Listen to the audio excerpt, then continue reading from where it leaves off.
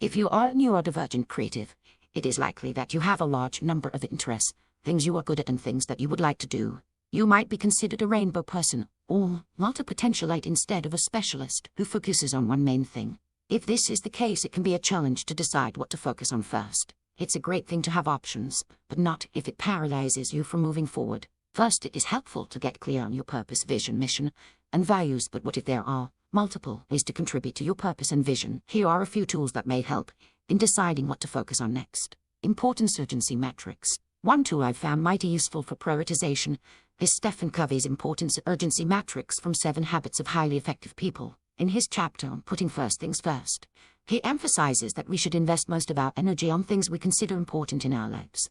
These include things that contribute to our overall purpose, vision, mission, and values. First, we manage things that are important and urgent. These include necessities, crises, critical activities, pressing problems, and deadline-driven projects. Next, we focus on things that are important but not urgent. These include opportunities, important goals, long-range planning, preventative maintenance, relationship building, personal growth, and self-care. We aim to minimize things that are not important but urgent. These are interruptions such as some mail and calls, some meetings, and some reports.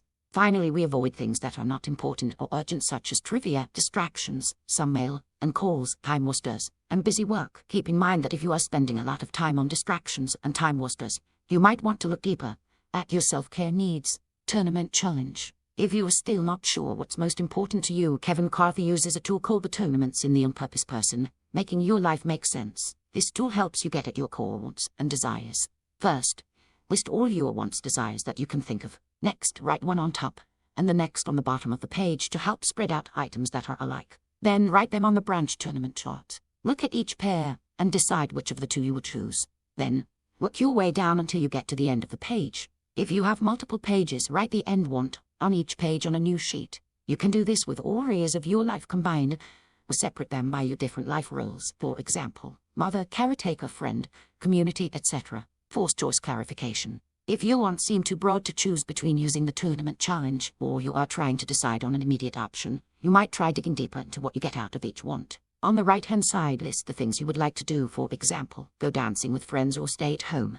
On the left hand, list the needs that activity would meet. For example, dancing gives you connection, fun, and exercise, while home gives you rest, peace, and security. Go through the needs listed in pairs and decide which need is calling to you the most. For example, what do I need more at this moment? Connection or rest? Or which is calling to me most right now?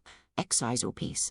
Decision matrix. If you are trying to decide between different projects that you would like to do that all seem important to you, you can use a decision matrix to help decide what to focus on first. List the projects you would like to work on. For example, write book, start podcast, or new program. Then put them along both the top and right column of table. For each pairing, decide which out of the two you would prefer to do. Count how many times you selected each choice, and prioritize the one with the most action priority matrix.